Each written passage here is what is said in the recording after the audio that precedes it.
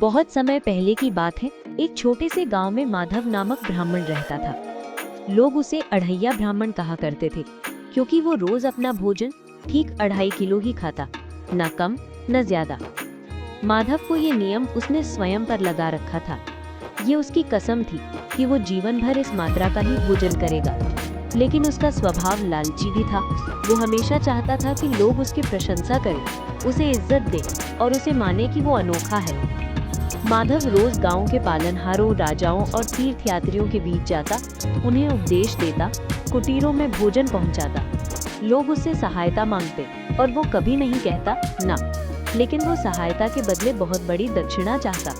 वो कहता, तुम मेरी सेवा करो, फिर ईश्वर आपको उसे वापस देगा। और जनता उसकी बातों में आ जाती। एक दिन एक बड़ा व्यापारी रघुवीर गांव आया। उसने माधव से कहा, हमें एक बड़ा यज्ञ करना है, हम चाहते हैं तुम आओ और मंत्र पढ़ो। माधव बोला, ठीक है, पर मेरी दक्षिणा बड़ी होगी, तुम्हें मुझे सोना देना होगा और सेवा करनी होगी। रघुवीर ने कहा, बहुत अधिक नहीं, लेकिन उचित देना चाहिए। माधव ने स्वीकार कर लिया। यज्ञ के दिन माधव ने मंत्र पढ़े, सब ठीक हुआ। लेकिन जब दक्षिणा मांगी गई, रघुवीर ने कहा, मैं उतना सोना नहीं दे सकता, लेकिन मैं तुम्हें अपनी सेवा करता हूँ, घर घर जाकर व्यापार बढ़ाऊंगा।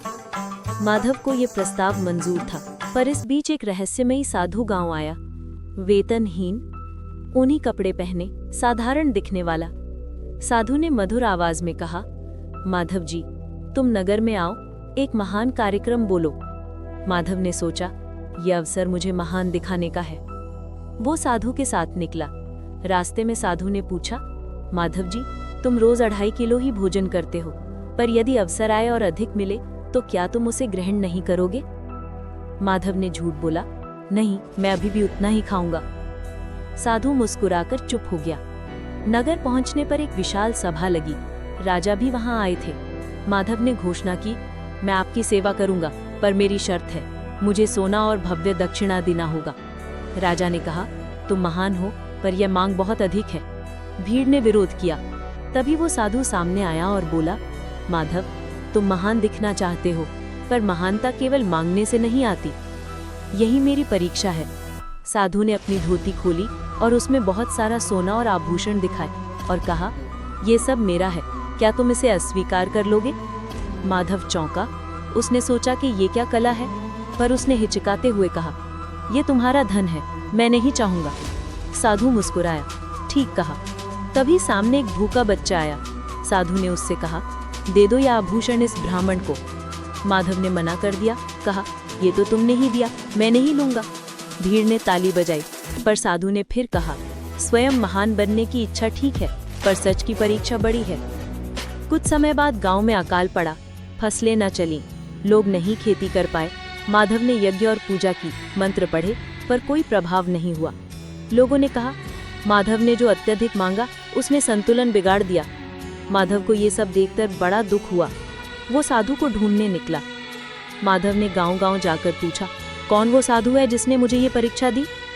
लोगों ने कहा, उसने तुम्हें तुम्हारी सीमाएं दिखाई। माधव को समझ आया कि उसने संतुलन खो दिया था।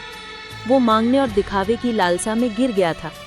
वो साधु के पास गया और झुका, मुझे माफ कर दीजिए, मैंने भूल की।